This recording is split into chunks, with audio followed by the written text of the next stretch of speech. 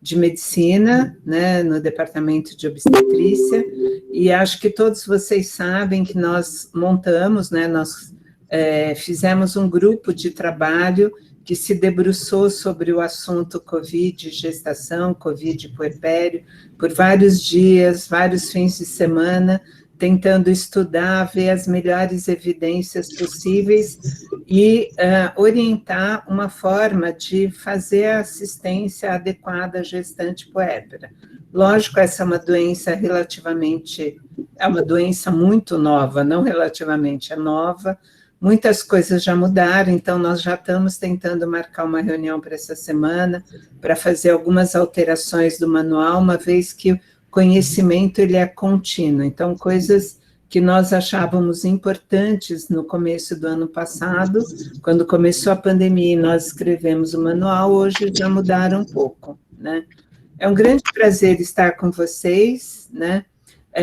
E a gente espera poder auxiliar. Esse grupo que escreveu o manual foi coordenado por mim, né? O que me deu muito prazer de representar a Escola Paulista junto a um grupo tão maravilhoso como foi esse que trabalhou coeso, conjunto e com muita dedicação a esse assunto. E uma das pessoas está aqui, que é o Gabriel, que eu vou pedir para ele se apresentar, e depois o Cairo.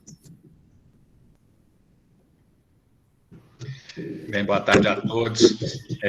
Primeiro, eu acho que é muito importante nessas discussões que nós vamos fazer aqui hoje. Vocês estão conseguindo me ouvir? Está conseguindo me ouvir? Com tranquilidade? Ok. Não deu ruim. Né? Não está ruim, gente? Ok. Ok. Tá? Então, assim, é um privilégio para mim estar podendo discutir esse momento tão delicado, esses casos aqui, junto com esse grupo incrível de trabalho, coordenado pela professora Rosiane Matar, pelo professor Braga, realmente um privilégio.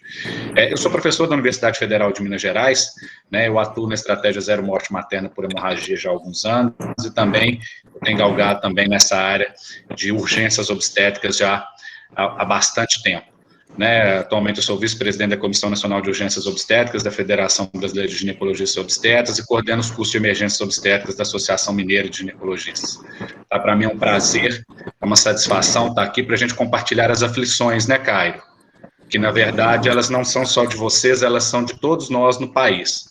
Então, eu acho que isso daí transforma a gente num grupo mais forte, porque a gente consegue ter um pouco mais, se colocar no lugar do outro, né? Eu acho que hoje a nossa discussão aqui, ela é uma discussão que ela vai fazer isso, né? O que nós podemos melhorar sempre, em todos os lugares, independente do que a gente inicialmente tem, né, de recursos. A gente tem que começar com o que a gente tem, porque amanhã já é um dia que a gente tem que estar melhor do que hoje, né, para poder reduzir a mortalidade materna no nosso país. Então, Caio, fique à vontade, então, a palavra agora é sua para você apresentar esse caso para a gente. Muito obrigado pela participação de todos, viu, gente? Muito bom ver casa cheia num tema tão importante como esse. Boa tarde, eu me chamo Cairo, sou médico, ginecologista, obstetra, formei aqui no Tocantins, fiz faculdade de medicina no Tocantins, fiz a minha residência médica no Tocantins, no Hospital Maternidade Dona Regina e seus anexos. Hoje sou funcionário do Dona Regina, trabalho no Espaço 19, que é o setor responsável pelo atendimento e condução das pacientes com Covid, né, suspeitas e confirmadas. Vou pedir a todos atenção ao microfone, porque quem tiver com o microfone ligado, para ter a atenção de desligar, para que a gente não tenha nenhuma interferência durante a aula, por gentileza. Então, vamos começar. A gente vai apresentar o caso clínico de uma das pacientes que esteve conosco no Espaço 19. Assim, durante alguns meses, não tivemos um grande fluxo de pacientes graves, né? Eu só vou fazer uma pergunta. Estão conseguindo me ouvir? Todos? Sim? Certo. Durante algum tempo, nós não tivemos um fluxo de muitas pacientes graves no Espaço 19, que é o nosso espaço destinado a essas pacientes. Tínhamos, no máximo, pacientes com casos moderados, em que a gente conseguiu conduzir dentro do Hospital e Maternidade Dona Regina. A gente conta com uma escala que estava até com algumas aberturas, assim, mas graças a Deus a gente tem conseguido aliar bem uma escala de clínica médica para a gente fazer um acompanhamento compartilhado, além de outros pareceristas. Eu falo isso para que entendam como que funciona o fluxo do lugar. A gente tem um hospital com um pronto-socorro, pacientes suspeitas ou confirmadas de COVID, elas são conduzidas até uma área isolada do hospital, que é esse espaço 19, onde esses pacientes vão para lá e é onde a gente consegue conduzi-las. Hoje a gente tem 6 leitos no lugar, né? Um espaço com 3 leitos, onde colocamos pacientes suspeitas, outro espaço com mais 3 leitos, onde colocamos pacientes confirmadas, e um consultório para o atendimento e onde a gente consegue um fluxo mais variado de pacientes, onde a gente consegue conduzi-las. Então, a partir desse ano de 2021, nós tivemos casos bem mais graves do que o ano de 2020. Tanto que se a gente pegar as estatísticas de pacientes transferidas para leitos de UTI, fora do Dona Regina, foram casos bem mais graves do que os casos do ano passado. E confesso que isso também até nos pegou de surpresa, porque lá a gente não está acostumado, não estava habituado a atender pacientes de tamanha gravidade. Eu não consigo ver o slide, doutora.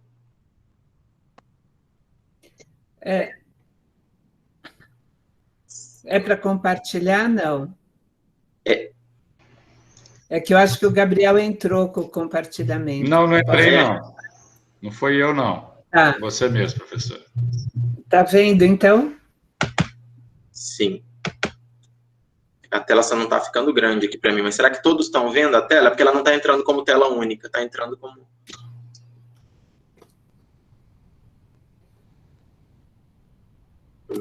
Vocês estavam vendo? Antes, sim. No início estava normal. Agora eu acho que vai, doutora. Isso. Pode voltar para o primeiro slide. Certo. Esse aí pode passar, doutora.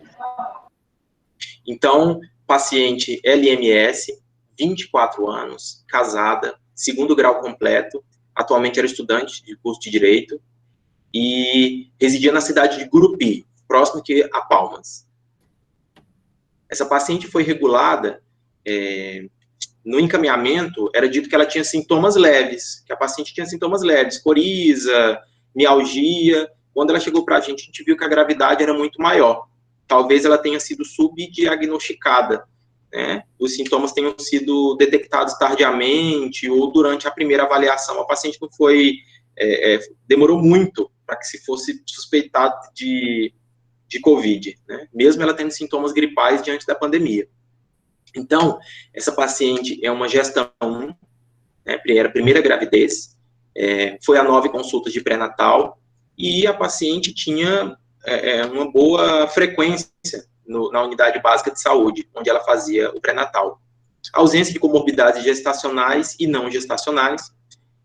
Idade gestacional dela era de 35 semanas e 3 dias. Né? Ela nega quaisquer outras comorbidades. E também nega o uso regular de medicações ou alergias. Essa paciente foi internada, ela foi admitida no Hospital Maternidade Dona Regina no dia 1º de março de 2021.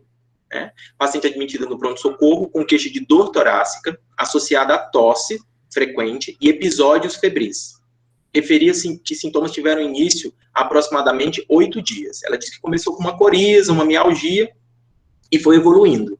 Acredito que no 4º dia de sintomas, essa paciente teve o primeiro episódio de febre. E essa febre perdurou por mais 4 dias, que foi quando ela foi encaminhada para Palmas, para ser avaliada por nós. Ela, no dia que chegou, essa paciente já havia ligado em alguém que ela conhecia, e essa pessoa orientou que ela fizesse o teste, o SWAB, né? Ela fez um laboratório particular, e o SWAB veio positivo para a COVID-19. Na mesma oportunidade, a mesma pessoa orientou que ela fizesse uma tomografia. E ela já veio com uma tomografia e o teste rápido positivo. O exame, ela estava em bom estado geral. Na admissão, ela tinha uma temperatura de 37,9 graus Celsius, uma frequência cardíaca de 100 batimentos por minuto, uma PA Ela estava normotensa, né, PA de 120 por 72, frequência respiratória de 25 incursões por minuto, saturando 94% em ar ambiente. Ausculta cardiovascular e ausculta respiratória sem quaisquer alterações. Não tinha dinâmica uterina, não tinha contrações, ela não tinha nenhuma queixa obstétrica, na verdade, né? E, feito toda a avaliação dela, não tinha também nenhuma alteração digna de nota no exame clínico. PCF estava bom, 134, batimento por minuto, e o toque vaginal com colo fechado. Na conduta com essa paciente, quando ela foi admitida, como falei para vocês de início, ela foi conduzida para o espaço, né, por espaço 19, onde a gente iniciou a triagem e a solicitação de exames. Então, foi prescrito para ela, inicialmente, uma dieta leve, aferição de sinais vitais, catéter nasal 3 litros por minuto, para a gente foi escalonando, né, para ver o que seria suficiente para manter boa saturação dessa paciente, visto que ela estava com saturação de 94 quando chegou e quando deambulava, né, não caía disso. Foi solicitado rotina laboratorial, de acordo com o protocolo do hospital, né, exames gerais, hemograma, creatinina, TGO, TGP, proteína C reativa, dedímero, sódio, potássio, magnésio, lactato, e foi solicitada também gasometria arterial. E ela já tinha um teste rápido para coronavírus reagente. Pode passar, doutora, por favor. Nos resultados de exame, ela tinha uma creatinina de 0,6, um DHL de 234, PCR de 104, TGO e TGP normais, ureia também de 22 normal, um HB de 10,6, e ela tinha uma leucocitose de 16 mil, neutrófilos 78 mil e plaquetas 345 mil. Na tomografia de tórax, ela tinha áreas de vidro fosco bilateralmente e uma aparente consolidação em terço inferior do pulmão direito. Tais achados correspondiam a acometimento de aproximadamente 75% do parênquima pulmonar, achados compatíveis com pneumonia de etiologia viral, e tinha uma observação também na tomografia que não podia excluir infecção bacteriana concomitante, né, devido à consolidação que ela tinha na tomografia de tórax. Foi solicitada ultrassonografia obstétrica para essa paciente, assim como uma cardiotocografia. Na ultrassom, esse bebê tinha um peso de 2.534 gramas, batimento de 123, placenta tópica posterior, cefálico, e ela tinha um líquido amniótico, né, na verdade era o único bolsão que tinha, era de 2. Era apenas um único bolsão. E a cardiotocografia, mesmo após essa paciente ter sido hidratada, estimulada, era uma paciente que estava alimentada, a cardiotocografia tinha um padrão comprimido, não tranquilizadora. Como a paciente estava estável, pode passar, doutora. Como a paciente estava estável, ela respondeu bem ao O2 em catéter, né? Depois a gente passou para máscara de 4 litros por minuto, e essa paciente respondeu bem ao O2. Ela foi para uma saturação de 97%, 98% apenas com 4 litros por minuto. E preparamos a equipe do centro cirúrgico, isolamos a sala que é destinada à cirurgia desses pacientes e fizemos a cesariana, né? A gente não induziu porque o CTG não estava bom. Repetimos o CTG, ele continuava vindo com padrão comprimido. E durante a cesariana, realmente a gente viu que não tinha nada de líquido, absolutamente nada de líquido. E a paciente não tinha nenhuma história de perdas vaginais.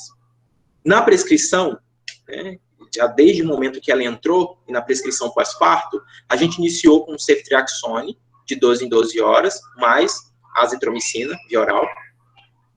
E iniciamos a dexametasona.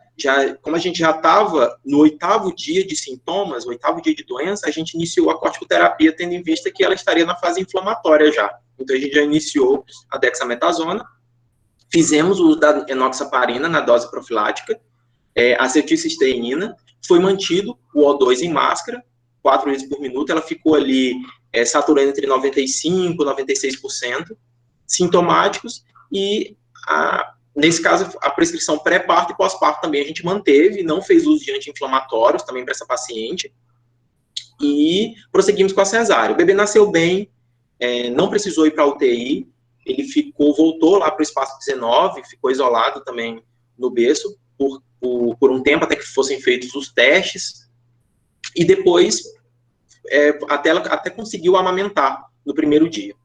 Pode passar, doutora.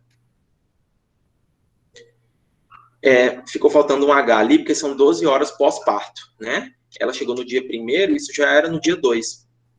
Ela estava com ventilação espontânea, uso de O2 suplementar por máscara facial, a 8 litros por minuto, né? A gente viu que ela já estava desaturando um pouco mais, estava com mais dificuldade, e já estava bem mais taquipneica, saturando 95%, né? Mesmo com 8 litros por minuto. A gente prosseguiu fazendo fisioterapia respiratória, a gente tem equipe de fisioterapeuta lá também no espaço 19, e dieta oral com boa aceitação, boa diurese, a paciente estava evoluindo bem. Então, ela apresentou uma piora da taquipneia, ainda na noite do dia 2, e episódios febris recorrentes. Então, a gente dava medicação para ela, assim, 4 horas depois, ela já estava com mais picos febris, assim, era uma febre persistente. Chegou a fazer 39,4, eu lembro que uma vez ela fez 40,1 de temperatura também, e a gente fez a substituição do antibiótico. Eu acho que tem alguém com o microfone ligado.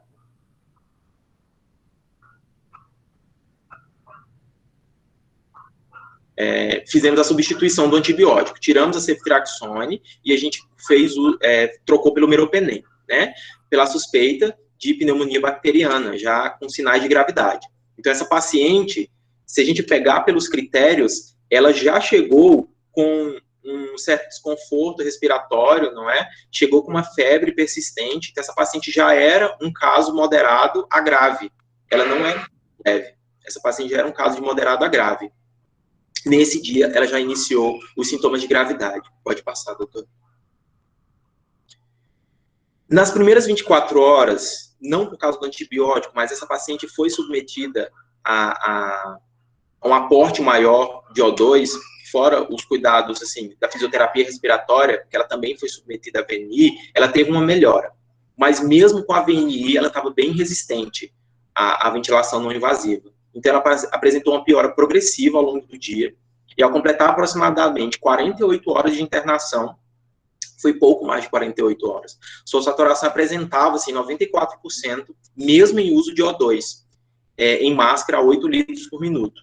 E houve uma piora da gasometria. Alguns dados numéricos e alguns resultados de exame, infelizmente, eu não pude anexar na apresentação, como os dados da gasometria, que houve piora, porque esse prontuário ele foi conduzido para a unidade de terapia intensiva, onde essa paciente foi internada. Então, quando as pacientes ficam graves e a gente solicita vaga de UTI, elas não ficam na mesma unidade hospitalar, elas vão para o HGP, que é o Hospital Geral de Palmas. E esses exames, como gasometria, que são feitos ali, impressos na hora, acabam indo junto com a paciente, junto com o prontuário. Iniciada a VNI, às 19 horas do dia 3, com nova gasometria apresentando melhora, após 3 horas da VNI, e o padrão respiratório ainda instável. Foi feita a solicitação da vaga de UTI para a mesma, durante a noite ainda submetida a VNI por 2 horas, porque a paciente ela pedia para parar, ela era bem resistente já aí à VNI, parecia bem cansada mesmo, bem dispneica. E mantendo-se com saturação de 95%, assim, no máximo mesmo, com O2 10 litros por minuto. Pode passar, doutora. No dia 4 do 3, a paciente com taquipneia progressiva foi transferida, a gente conseguiu a vaga, eram uns dias que a gente estava com bastante dificuldade de conseguir vaga de UTI, tanto que essa paciente já tinha critérios de a gente deixar uma vaga solicitado, pelo menos avisada desde o primeiro dia, mas a gente realmente não tinha, a cidade estava bem tumultuada, e ela só foi conseguir essa vaga 3 dias depois da internação, e foi para o Hospital Geral de Palmas. 18 horas depois de ser transferida, ela foi admitida no Hospital Geral de Palmas e acabou sendo entubada. Assim, ela permaneceu por 6 dias, evoluiu com boa resposta, e essa paciente conseguiu sobreviver e foi de alta no dia 16 de 3 de 2021. Então, ela foi admitida no Dona Regina no dia 1º, fizemos a primeira condução, vimos que tinha sinais de comprometimento fetal, fizemos a cesariana, conduzimos por mais 48 horas dentro da nossa unidade, com o que a gente podia fazer dentro do Dona Regina, foi transferida para a UTI do Hospital Geral de Palmas, lá ela foi entubada 18 horas depois da internação, permaneceu assim por 6 dias, entubada, foi estubada, e no dia 16 de março ela recebeu alta. Pode passar, doutor. Esse é o caso.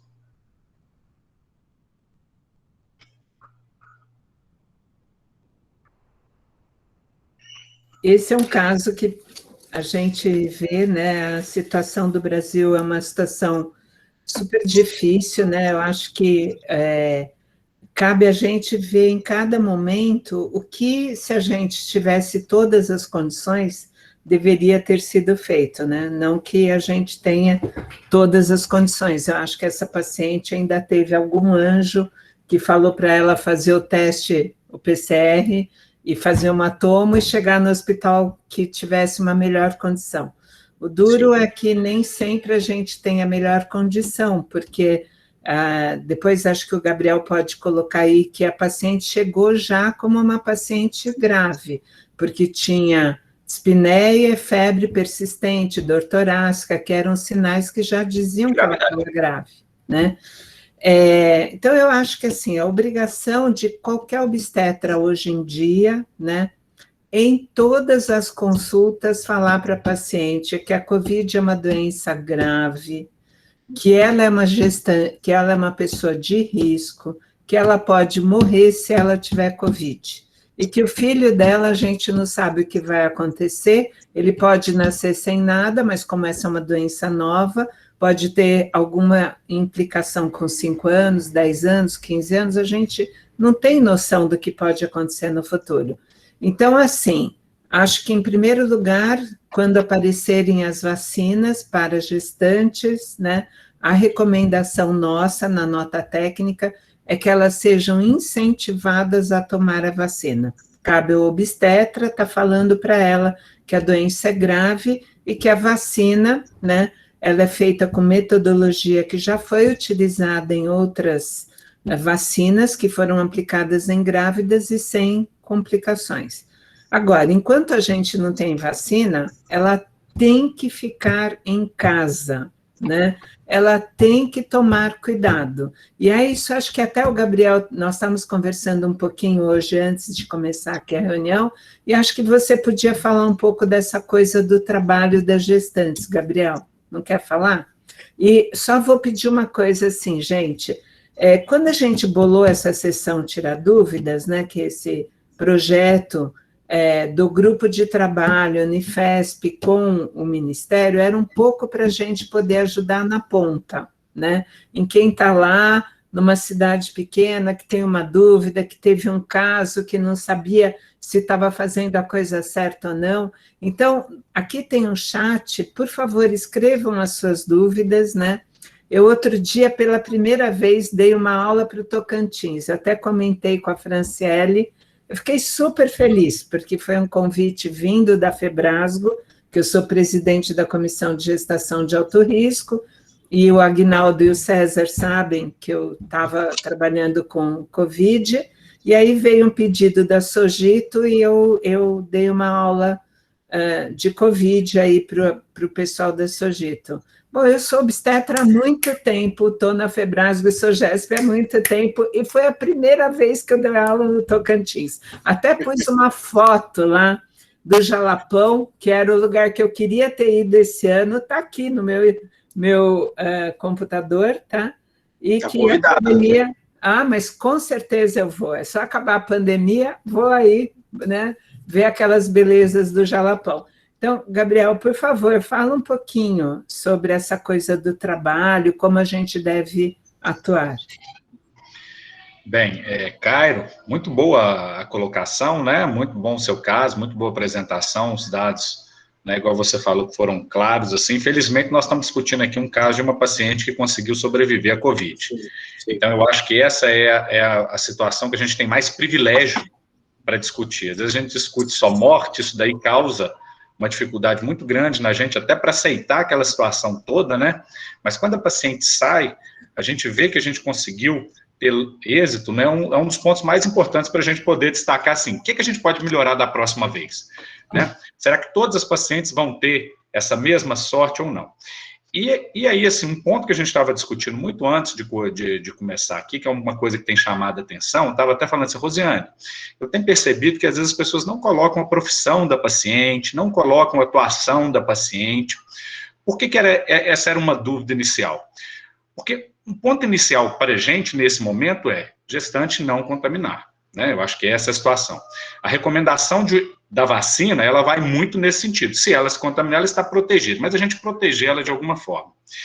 E, às vezes, a gente vê um pouco das gestantes não sendo afastada das atividades de contato com o público de uma forma direta. E aí isso, de alguma forma, deixam elas expostas. Hoje, a gestante atender público é considerada uma atividade insalubre, né? E atividade insalubre, essas pacientes, elas não devem realizar, pelo risco de contaminação. E mesmo uma paciente contaminada, ela pode ter um novo episódio, como nós já estamos vendo isso agora com uma maior frequência. Não sabemos se é nova cepa, não sabemos se essa já é a história natural do vírus mesmo, né? Que a gente tinha no início uma dúvida maior, mas hoje ninguém tem dúvida que reinfecção acontece, né? E assim, em alguns casos a gente tem visto até que as pacientes ficam piores. Então, acho que um dos pontos que a gente precisa sempre de reforçar, e é importante sim, gestante que está atendendo o público está em risco de pegar Covid. E gestante que pega Covid, nós estamos vendo que elas estão tendo um quadro com maior complexidade, com maior gravidade. Então, existem recomendações, né, de que a gestante, por exemplo, que atenda ao público, ela seja afastada inicialmente dessas atividades de trabalho, tá? Mas afastada como? É sair da atividade? Não, ela pode ser mudada de função para uma função que ela tenha uma menor exposição. Caso isso não seja possível, tem sido recomendado tentar o home office para essas pacientes, né? E na eventualidade dela não conseguir o home office, realmente considerar a questão de afastar as pacientes, tá, da atividade de trabalho. O nosso papel nisso daí tem sido muito mais de emissão de relatório, colocando para ele todo esse trajeto, né, para o empregador, por exemplo. Nós vamos colocar que a paciente ela não deve atender ao público, deve tentar uma mudança de função, se não for possível, home office, e se não for possível, essa paciente ser afastada das atividades. Esse é um ponto que parece que é simples, é uma coisa, né, simplória, mas pelo contrário. Se as pacientes continuam atuando, isso é uma dificuldade muito grande. E tem todas as questões, né, que envolvem de trabalho, né, que não são relações simples, nunca foram e nem vão ser nesse momento, né? Então é importante que a gente tenha em mente que a gente realmente, assim, faça essas recomendações. Contudo, né, professora Rosiana? A professora Rosiana estava trazendo assim, umas recomendações que trazem relação a isso, que teoricamente o atestado propriamente dito, né, doutora Rosiana? Professora Rosiana, a gente teria mais dificuldade, mas esse caminho deve ser sinalizado. Existe uma nota técnica, né, nacional, federal, em que faz essas recomendações já desde janeiro de 2021. Né? Então, ela tem uma nota técnica que respalda essas recomendações. O que eu acho que eu estava conversando com o Gabriel é que a Maria Rita Mesquita, que tem lutado muito com essa parte profissional, né, nossa, dentro da SOGESP, ela veio com uma advogada que nos mostrou que o médico não pode dar um atestado de afastamento para uma gestante porque ela corre o risco de pegar Covid, né? Então, o que a gente pode fazer é realmente escrever um relatório dizendo que ela deve ser afastada. E, às vezes, isso, acho que o Gabriel concorda, é uma situação que nem sempre é fácil com o empregador, né? Mas eu acho que esse conselho a gente tem que dar muito para a gestante, né? A gente não pode dar licença, mas pode dar o relatório. E uma outra coisa que eu acho importante é que a grávida deve continuar a fazer o pré-natal. E a gente deve orientar no pré-natal esses sinais de alerta, né? Existe no nosso manual uma coisa de que, assim, as secretarias da saúde deveriam pegar no Ministério, solicitar ao Ministério, o teste do RT-PCR. Então, quando a paciente entra para uma procedimento eletivo, ela tem que fazer, e fora, ela tem como prioridade, a gente colocou lá, dela fazer toda vez que ela interna, e quando vai demorar muito tempo, o RT-PCR, ela mora muito distante, aí fazer com 37, 38 semanas, que é lógico, a gente sabe que não vai ajudar na hora que interna, mas vai dar um padrão epidemiológico. E eu concordo com você, Cairo, realmente as pacientes estão muito mais graves esse ano. E não é uma coisa só aí do Tocantins, eu acho que está acontecendo em Minas, no Rio Grande do Norte, aqui em São Paulo, né? Acho que a Maria do Carmo queria fazer depois uma pergunta que eu vi aqui no... Eu vi duas questões no chat, né? Uma que eu não entendi direito, porque é da Ana Sabino, o trabalho publicado pela Fiocruz, mostra as dificuldades apresentadas no período da manhã, usando dados do Cadastro Nacional do CNES e do Sistema de Vigilância Epidemiológica. Entre outros, a nota técnica do sistema monitora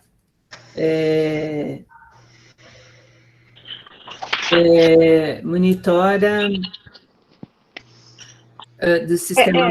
a Covid, mostra que apenas 741 dos 5.570 municípios brasileiros apresentam capacidade de atendimento em UTI para pacientes com Covid. Porque de manhã estávamos falando de Rondônia e de Manaus, né? E o trabalho é de maneira geral, né? Não é da UTI específica da obstetrícia, mas das dificuldades que a gente conversou de manhã, da transferência de pessoas, das vagas de UTI, né? Das dificuldades dessas regiões que tem rios, barcos, não tem estrada. Como eu faço muito projeto Rondon já há 10 anos, não trabalho diretamente com isso, mas durante as expedições do Rondon a gente vê as dificuldades. E aí apareceu esse trabalho realmente muito pouco, né? Só 13% dos municípios têm leitos de UTI e poucos, né? Porque não vai dar para atender os que vêm de fora.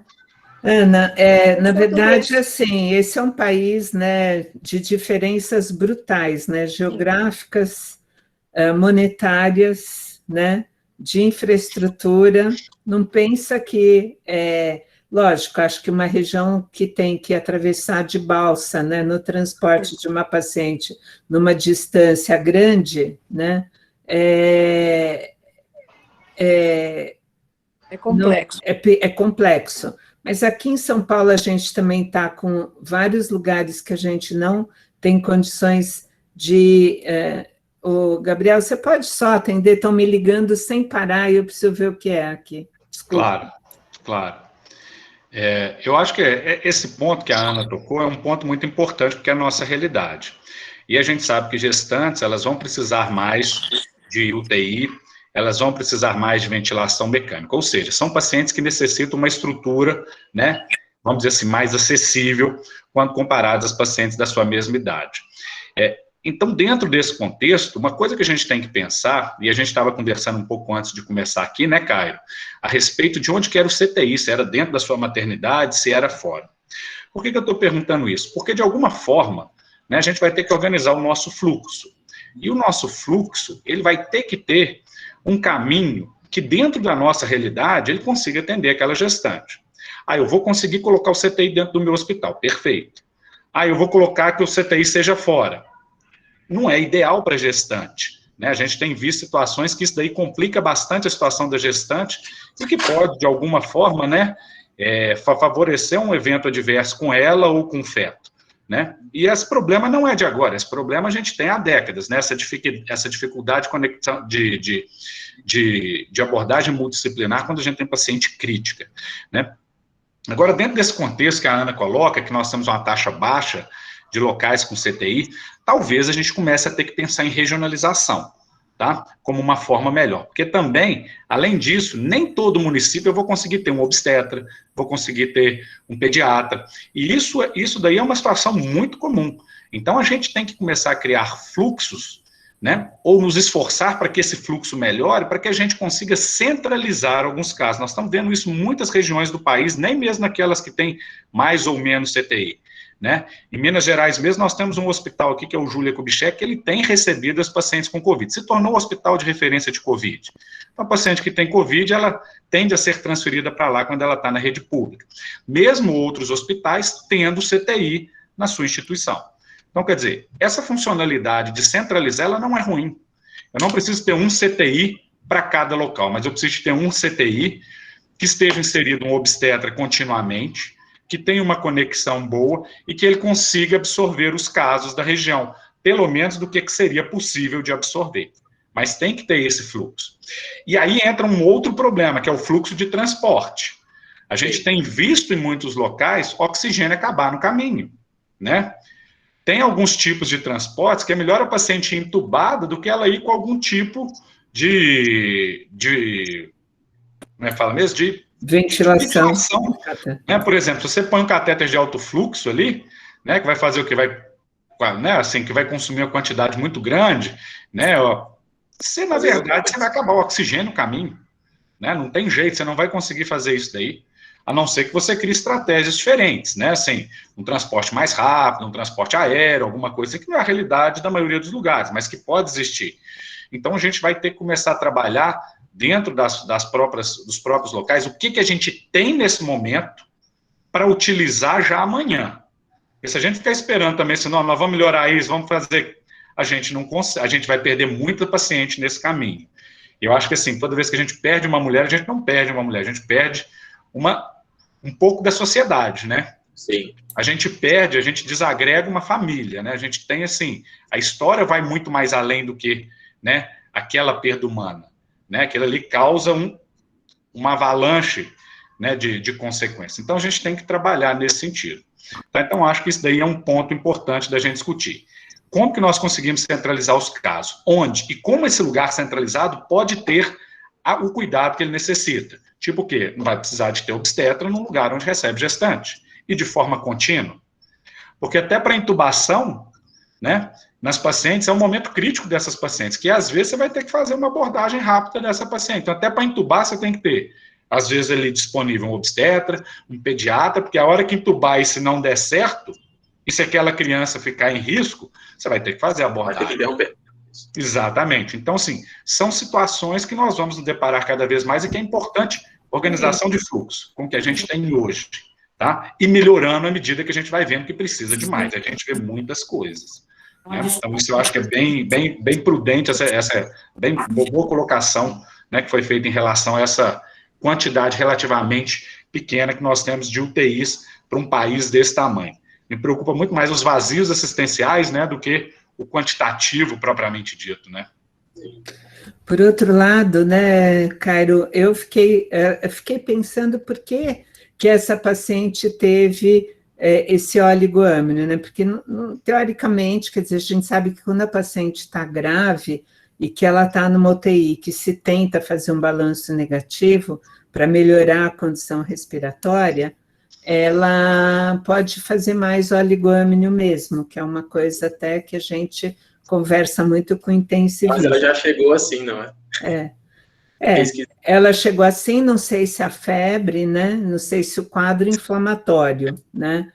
Aliás, eu queria fazer uma pergunta que eu queria tentar entender. Hoje de manhã, e num outro caso, eu vi que vocês prescrevem acetilcisteína. Mas por quê? Qual é, assim, o que vocês... por que isso é prescrito? Porque, na verdade, a paciente não vai melhorar o quadro com isso, eu acho, né?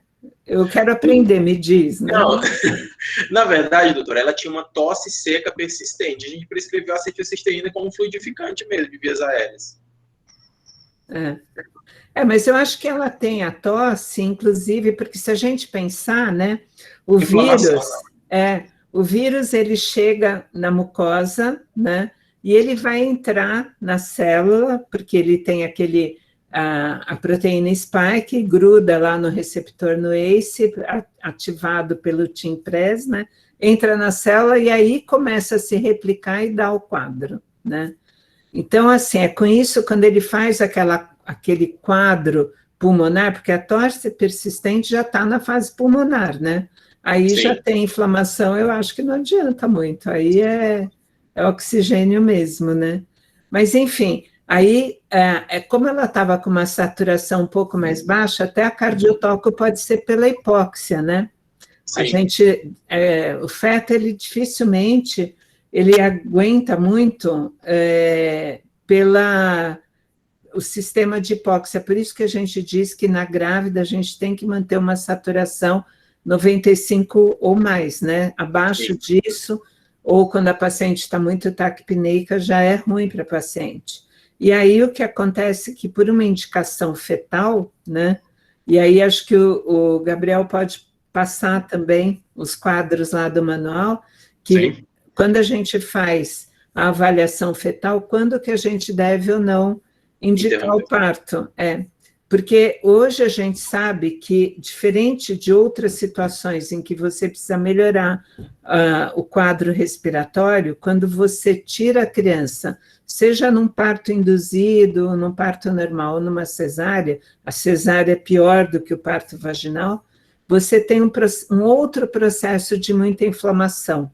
Sim, e a gente achava... Então, hoje, eu acho que quem tem uma maior experiência nisso...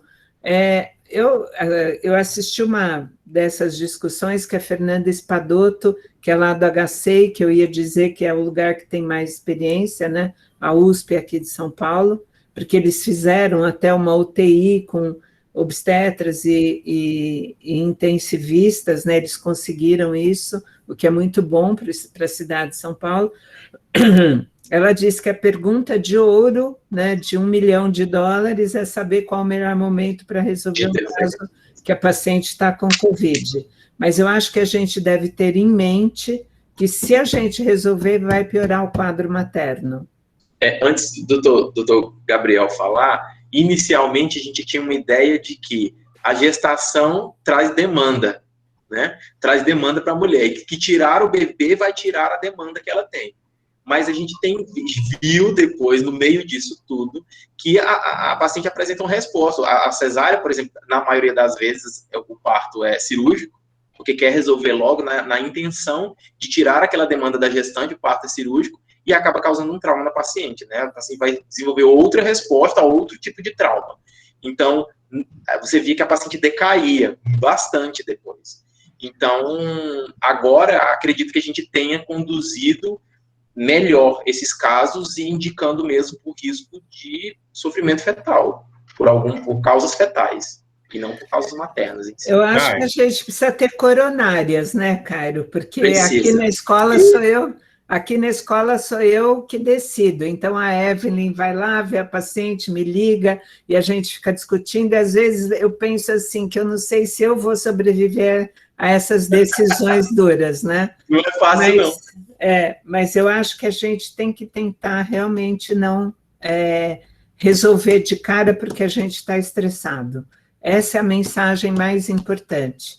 Às vezes eu falo para a Evelyn, que nós duas discutimos muitos casos, né? Vamos esperar a paciente sair. Agora, quando a gente tem que entubar com 35 semanas, aí não tem jeito mesmo. Fala, Gabriel.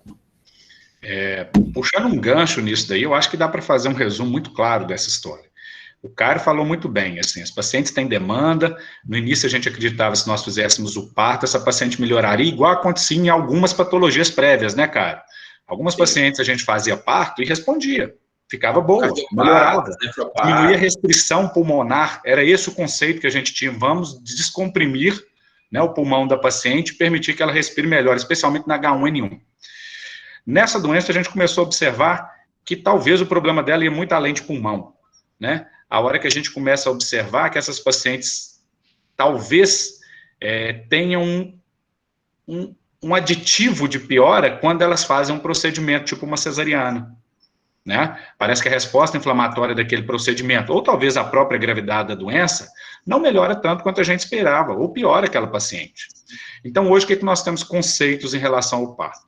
Primeiro, o parto não necessariamente melhora a condição daquela paciente. Então, as indicações de parto, elas têm sido muito guiadas pela condição fetal. É o feto que vai nos dizer quando que nós vamos fazer esse parto. Segundo ponto, cesariana, que também tem sido, né, algumas pessoas têm discutido, não, eu estou com uma paciente com Covid aqui, então eu quero fazer o parto dela rápido, né, na fase inicial da doença, faço uma cesariana nela, e aí ela fica boa. E às vezes começou-se a observar que isso piorava. Então, cesariana, gente, mantém as mesmas indicações de antes da pandemia. Ter teste de Covid positivo não é indicação de parto, né?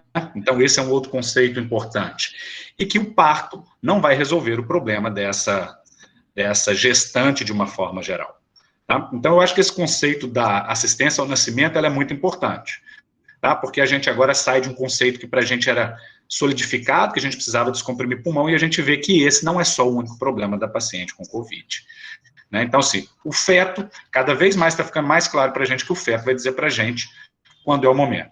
Está com aquela saturação abaixo de 95, igual a paciente teve, cara, persistente, feto com, né, com uma cardiotocografia ruim, vai ter que se considerar a idade gestacional do feto, né? Então, assim, tudo isso vai ter que ser levado em consideração quando você vai fazer a decisão. Tem tudo fechado? Não tem, mas nós já temos caminhos, né? Então, eu acho que esses caminhos a gente tem que seguir. Gente, eu acho que se a gente tiver tempo, Rosiane, o que você acha de a gente passar brevemente alguns pontos do manual, uns highlights do manual, para a gente, assim, mostrar como que ele pode ser útil no nosso dia a dia, porque aqui a gente tem pessoas, né, da rede secundária e também, né, da rede primária. Pode falar, Caio. Gabriel, só a Maria do Carmo queria fazer uma questão, ela pediu faz tempo. Primeiro, Caio, meus parabéns pela apresentação, teve um final feliz, mas teve uma coisa aí que eu me preocupo, né? Porque às vezes a gente acha que não é com o parque alta hospitalar que está resolvido o problema. Vocês tinham acompanhado essa paciente no puerpério? Como é que está essa paciente? Como é que ela evoluiu no puerpério? Como é que está esse bebê? Porque, às vezes, a unidade terciária, eu digo aqui pelo meu estado, aqui, às vezes, a maternidade de alto risco faz o procedimento, da alta da paciente foi muito bem, mas depois, essa paciente em casa, lá no município dela, como é que essa paciente evoluiu? Doutora, o contato, eu não vou mentir para a senhora, o contato que a gente teve com essa paciente foi muito, muito pouco mesmo. Ela deu um feedback, porque acaba que, né, quando essas pacientes ficam bastante tempo internadas, nessa situação do Covid, ficam longe da família, a gente estabelece contato, troca telefone, esse tanto de coisa. Ela acabou entrando em contato conosco, falando como que ela estava, a gente perguntou também, ela está lá em Gurupi, na cidade dela de origem, né? Assim, pelo pouco que ela pôde passar no dialeto leigo, a paciente evoluiu bem, mas a gente não fez um acompanhamento técnico dessa paciente. Nós, que atendemos ela de início, conduzimos de início, nós não fizemos um acompanhamento dela. Não tivemos um retorno, nenhum acompanhamento desse tipo. Porque nós sabemos das complicações que pode advir após a Covid, né? Desde a problema pulmonar, cardíaco, e mais ainda que a POEP, eu acredito que ela tem mais predisposição a ter esses problemas, principalmente a miocardiopatia, que é uma das preocupações, eu acho, que todo obstetra tem em uma paciente que tem uma infecção. Eu digo que meu sonho de consumo, aqui no estado eu digo que meu sonho de consumo é um dia que existe uma integralidade da unidade básica, a secundária, a terciária e vice-versa. Porque, infelizmente, trabalha estanque. A unidade básica não sabe o que é que a unidade terciária faz, e nem a unidade terciária sabe o que é que a unidade básica faz. E isso, eu acho que a prevenção, tudo essa integralidade é muito importante para fazer a prevenção das doenças. Eu acho que até diminuía a necessidade de UTIs, que a gente tanto fala em UTI. Se existir essa integralidade, um bom acompanhamento dessas pacientes, com certeza, uma diminuição da necessidade de UTI. Maria do Carmo, acho que você tem razão, né? Eu acho que o acompanhamento é importante e o professor Geraldo sempre fala que o fluxo é o fundamental. Mas acho que assim, né? Essa parte fica muito com a secretaria. Eu acho que essa doença, o Covid, mostrou a necessidade de fluxo. É uma esperança para a gente, né? Que os fluxos melhorem, porque não é só para o Covid. Tem duas perguntas ainda, Gabriel. Uma é qual vacina seria melhor, né? E aí a pessoa que perguntou cita a Coronavac, parece que tem menos, que seria talvez melhor. Você pode falar alguma coisa? O que acontece? O primeiro conceito que a gente tem que ter em mente é o seguinte: a vacinação, gente, né? Ela tem um conceito em si só que ela provavelmente é a única forma de nós mitigarmos a pandemia. Tá? Então, esse é o primeiro conceito, né? O segundo conceito é que a taxa de mortalidade das nossas pacientes estão elevadas. Então, esse é um outro conceito importante da gente ter em mente. Então, isso torna a vacinação algo importante. Existe ainda uma limitação grande sobre o conhecimento vamos dizer assim, do resultado dessas vacinas na gravidez. E isso é uma coisa que, inclusive, na nota ela é bem clara, que a paciente deve ser orientada, quando ela for decidir, que existe a limitação. Essa nota, ela foi, obviamente, escrita baseado nas duas vacinas que têm em circulação no Brasil atualmente. né, que é a Coronavac e a AstraZeneca. Não se faz uma distinção, né, sobre qual das duas vacinas você deve receber. Se ela estiver disponível, as duas devem ser disponibilizadas para os pacientes. A discussão que tem existido ao redor da AstraZeneca em relação às questões de trombose, elas têm se mostrado que a taxa de trombose ela é bem inferior, por exemplo, do que você utilizar um contraceptivo. Tá? E aí entra naquela questão do risco-benefício, tá? Tanto dela quanto da Coronavac. Nós ainda não temos estudos robustos em gestantes para dizer qual que é o efeito dessas duas vacinas em gestante, qual que é o impacto que elas têm, mas vacinar nesse momento parece vamos dizer assim, uma opção muito mais acertada do que você não vacinar. Então, assim, não existe uma distinção clara atualmente, né, de tomar a Coronavac ou a AstraZeneca, qual das duas preferir. Uma tem menos efeito, outra tem mais efeito colateral, uma tem menos, né, tem menos efeito protetivo, outra tem mais efeito protetivo. Eu acho que isso nós temos que ter a humildade de reconhecer que nós ainda não temos uma resposta muito clara, mas que certamente o custo-benefício de vacinação nesse momento para a gente parece muito claro a favor da vacinação. Isso eu não tenho muita dúvida nesse momento, não. Então, eu estive numa live com a professora Sandra, da PNI, né, e já se discute, né, e acho que em breve as gestantes serão colocadas como prioridade para receberem a vacinação, que aqui no Brasil, infelizmente, está indo ainda devagar, né. Mas eu acho que assim, né, qual vacina é a melhor? É a que a gente puder tomar. Exatamente. Né, a que for liberada primeiro, onde a gente puder, né, a gente deve tomar. Se for a Coronavac, se for... acho que ambas, né, têm vantagem e desvantagem. É verdade que a Coronavac tem uma metodologia muito parecida com a da gripe, com a vacina da gripe, isso torna o obstetra mais tranquilo.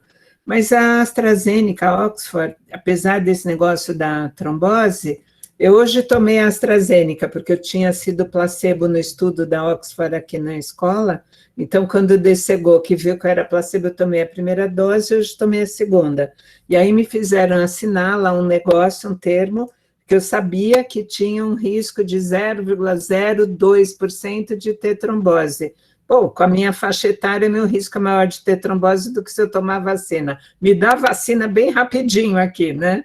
Então, acho que é isso que a gente tem que falar para as gestantes. A outra pergunta que está aqui é que cuidados que a gente deve tomar na reinfecção da gestante. Bom, eu, por enquanto, não tive nenhum caso de reinfecção aqui na Escola Paulista, mas o que a gente deve fazer é a mesma conduta, não muda a conduta, né?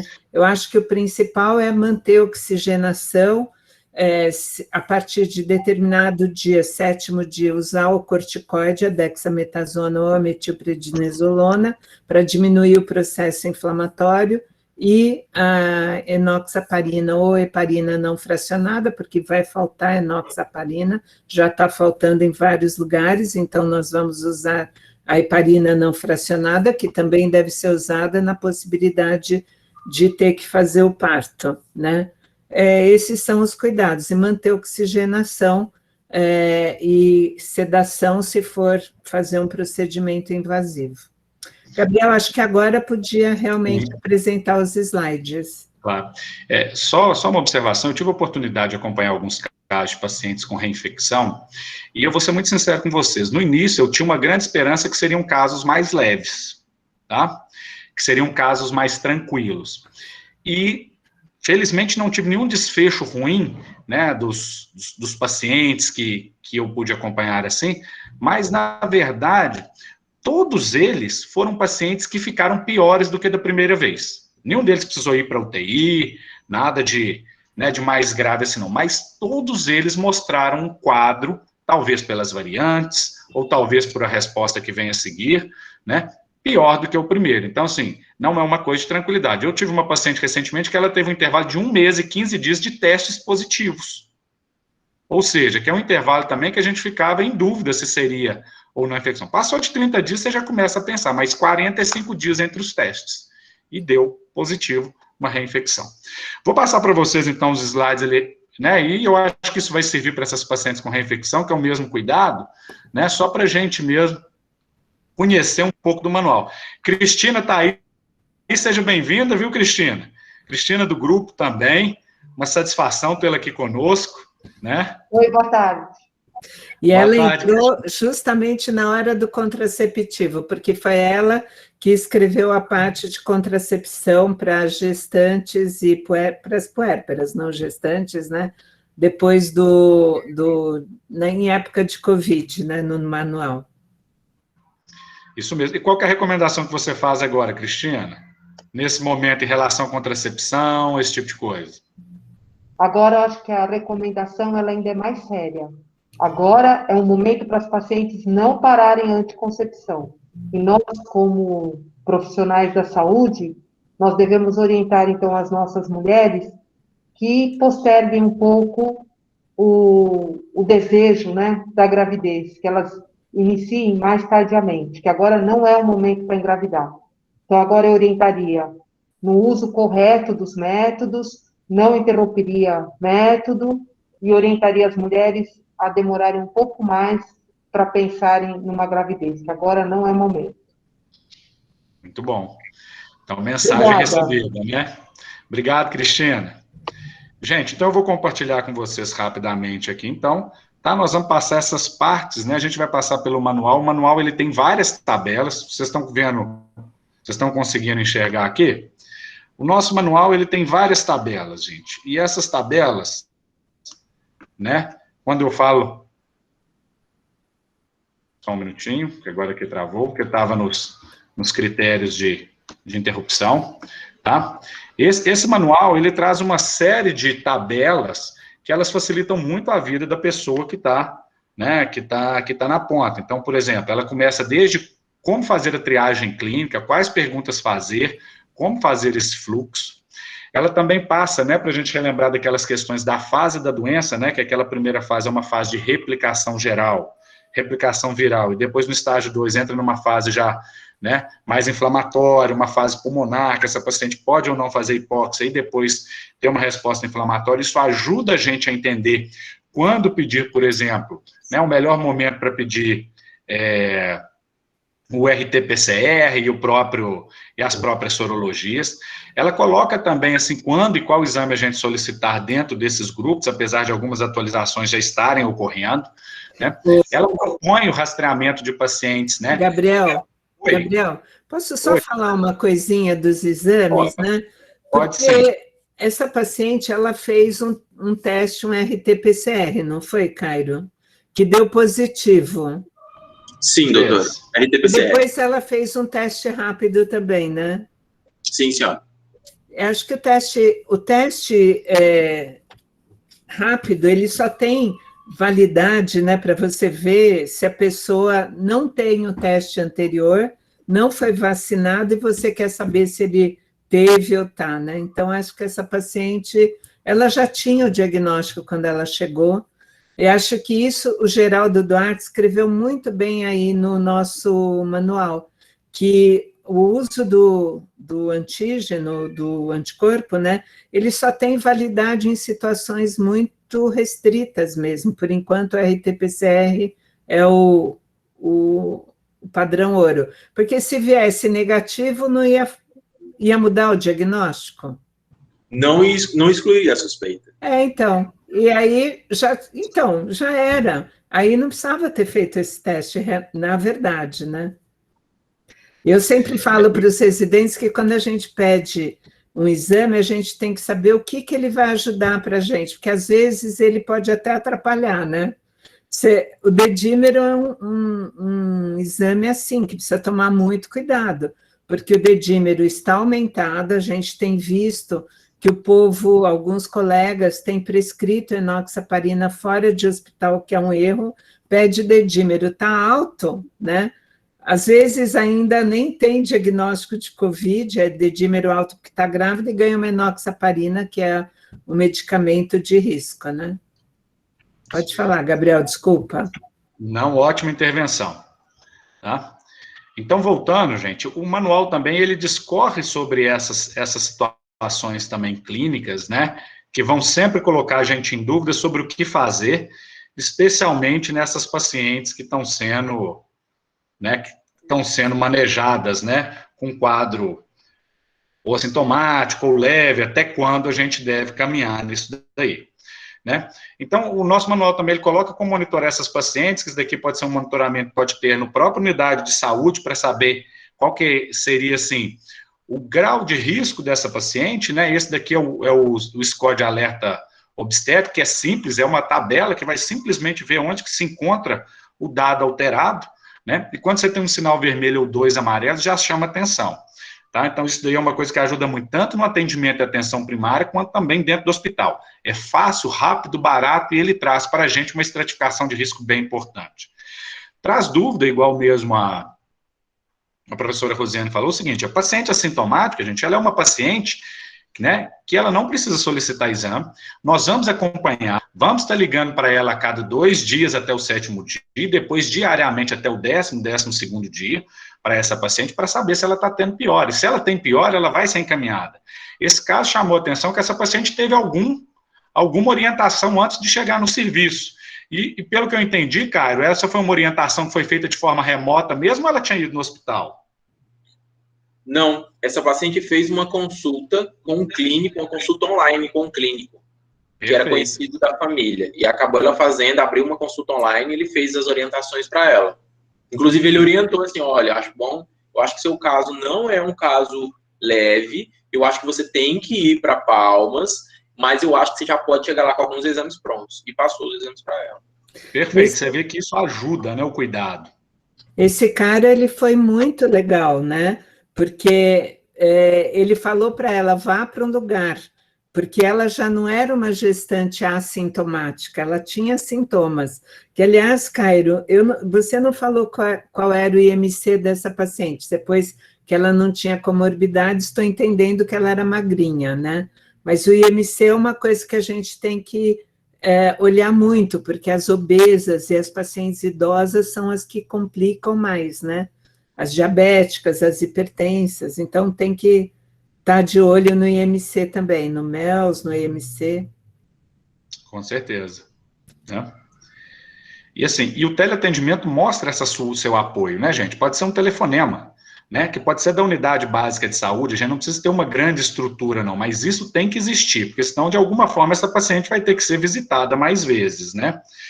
Então, assim, aqui você vê a paciente com quadro leve, vocês veem que as recomendações, né, da paciente, por exemplo, de ter um quadro leve, o que é? Uma paciente que não tem dispneia. Ela tem um quadro, às vezes, né, de coriza, ela tem um quadro oligosintomático, ela tem uma síndrome gripal, mas ela não tem uma dispneia, não tem aquele mal-estar intenso.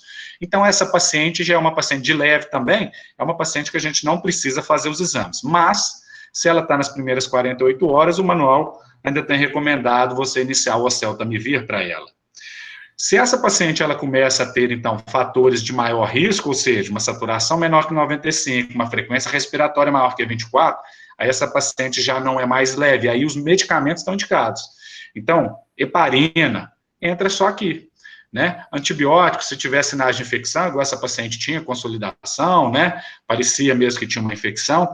A corticoterapia, se ela tiver após o 7º dia, então tudo isso é importante. Né? E na doença grave também o manual traz quais são as pacientes que seriam pacientes de doença grave, né? Aquelas que estão com uma saturação abaixo de 25, uma frequência respiratória maior que 30, né?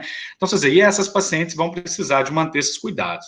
E ao longo do manual, gente, pelo avançar da hora, não vou, né, me ater muito não, ele coloca para vocês, ele traz tabelas com doses dos medicamentos, né? Ele traz orientações de quais seriam as recomendações de ir para o CTI. Essa paciente, Cairo, por exemplo, talvez já pudesse ter sido pedida a vaga dela logo que ela saiu da cesariana. Eu não sei se isso foi feito, porque ela tinha critérios para se pensar em CTI, ainda mais que ele era fora do hospital. Eu não sei como é que... Na verdade, doutor, a gente tem, rapidamente para falar, a gente tem os nossos leitos clínicos no hospital, né, para pacientes com Covid, e a gente, quando a paciente tem sinais de gravidade, a gente já faz a solicitação de leitos clínicos para unidade semi-intensiva, né, que já fica em outro hospital. Já havia sido solicitada assim que ela chegou. Quando ela depois saiu da cesariana e começou a ter aquela piora, a gente solicitou a vaga de UTI mesmo, porque já fica na mesma unidade hospitalar, a semi-intensiva e a unidade intensiva. Mas, assim, desde que ela chegou, já tinha sido solicitado um leito para suporte de maior gravidade. Cairo, uma outra Isso coisa é importante também. Uma outra coisa Desculpa. que a gente pode lembrar aqui, né, e que está num capítulo à parte também do manual, é o esquema da pronação, né? Porque a parte posterior dorsal do pulmão é a parte maior, né, que tem mais alvéolos. Então, quando a paciente, principalmente no pós-operatório, ou quando ela está com falta de ar, a tendência é que ela fique só deitada, e a secreção vai se acumulando na parte posterior e vai trazendo um comprometimento respiratório ainda pior, de trocas piores, né? Então, enquanto a paciente está acordada, é muito importante a gente orientar que a paciente faça um esquema de autopronação, né? De, durante 2 horas, ela ficar virando que nem uma... É duro fazer as coisas em casa, né? Desculpa. É telefonema para tudo quanto é lado, perdão. Então, assim, a autopronação, que ela virar que nem um... Sabe aquele franguinho assado, né, no espeto? Então, meia hora de um lado, meia hora do outro, tentar ficar de barriga para baixo, e isso é possível. É só a gente pegar aquele negócio que elas compram para amamentar e colocar para ela ter uma proteção da mama e do abdômen, isso pode eventualmente ajudar, né, no esquema de respiratório até a pessoa. E quando ela está entubada, aí a pronação, né, realmente hoje a gente colocou lá que é possível de ser feito com a paciente entubada, não é uma coisa fácil, principalmente quando a pessoa é gorda, né, porque precisa ter vários profissionais, né, e precisa realmente ter uma pessoa segurando o pescoço para virar a mulher, né, para que o tubo não provoque nenhum dano e nem saia do lugar. Mas isso é uma coisa que tem sido muito usada nas UTIs, né, e aí eu acho que é uma obrigação nossa de estar conversando com o intensivista. Essa comunicação de vocês de um hospital para o outro, ela precisa existir, né? Como fazer isso? Com telefonema, pedindo para conversar e falar, está pronando, não está pronando, porque, na verdade, acaba acontecendo muitas vezes de ter, assim, uma melhor evolução se a paciente prona. Sim, inclusive foi uma boa sugestão, porque não foi algo que a gente tenha feito. E é algo que a gente possa pensar em fazer nas próximas vezes. Então, Cairo, acho que você pode primeiro pensar em conversar com o intensivista, né? Eu acho que o que a Maria do Carmo falou do fluxo é realmente importante, né? Então, assim, eu passo visita, eu não estou indo nas UTIs, eu fui umas 2 vezes, mas quem está indo é a Evelyn, mas alguém tem que ir. Talvez vocês possam se juntar e ter um responsável aí, que quando tem paciente, façam uma tele ou uma conversinha, que acho que vai ajudar. Desculpa. Perfeito. Eu deixei no link aí com um vídeo de como realizar pronação do Ministério da Saúde da OPA, são aulas que são disponibilizadas também sobre todos os temas do manual, tá? E vão estar disponibilizadas também em link associado a isso. Então, assim, são coisas simples que a gente pode fazer, né, Caio, que pode melhorar muito, né, o resultado. Eu acho que agora, com o avançar da hora, né, professora Rosiane, gostaria que você, por favor, fizesse as considerações finais. Alguém mais tem alguma consideração que gostaria de fazer? Eu tenho. Por favor, cara. Doutor Gabriel e doutora Rosiane, depois eu vou querer conversar com vocês. Pode ser até por e-mail, mas eu quero conversar com vocês depois, para tirar dúvidas e compartilhar umas coisas. Claro, Cairo, olha, meu e-mail é super fácil, é rosiane.toco@epm.br, mas vou pôr aqui no chat meu telefone, tá? Vai ser um prazer, esse é meu celular, o 1, não saiu aqui o 11, fica à vontade, nós estamos aqui realmente para isso, tá? tentando No chat também. tentando realmente poder ajudar para diminuir morte materna. Eu sempre falo que eu ganho pouco, né, na Escola Paulista, mas eu estou num papel dentro da escola que pode eventualmente me trazer alegrias muito maiores que o dinheiro. É muito bom trabalhar em hospital-escola, não é? Pois é. Então, é um prazer ter estado com vocês. Eu faço questão de um dia ir para o Jalapão, passar em Palmas, conhecer o Tocantins, né? Rondônia, o Amazonas eu conheço, Rondônia não conheço, né? Pelo menos as cidades principais. E estar com vocês foi é tudo de bom. Essas reuniões têm sido muito gostosas, a gente conhece pessoas maravilhosas pelo país, né? E a gente espera realmente poder ajudar. Então, nós estamos fazendo essas sessões Tirar Dúvidas por 4 meses. Tragam as suas dúvidas. A sua dúvida, Cairo, pode ser a mesma de uma outra pessoa que é envergonhadinha e não traz para a gente. Então, se você trouxer, a gente ajuda todo mundo. Muito obrigada, foi um prazer. Obrigada, Cristina, que você veio. Obrigada a todos que estiveram aqui. Um grande abraço. E vamos lá, né? Uma dos telefonemas que eu tive aqui foi que a senhora que trabalha no meu consultório, que faz a limpeza, deu Covid. E é isso, né? Dá um medo, porque é uma pessoa que trabalha há tanto tempo comigo, é uma pessoa gordinha, já tem um pouquinho de idade, dá muito medo do que vai acontecer, né? Vamos lá, vamos torcer, tá bom? Obrigada, viu, Gabriel? Um grande abraço. Um abraço a todos, uma satisfação, gente. Vamos seguir em frente, né? Boa tarde. Um abraço. Boa tarde, Maria do Carmo, da Trofos. Maria do Carmo. Um grande abraço, Maria do Carmo. Gabriel. Tchau, Cris. Tchau, todo mundo.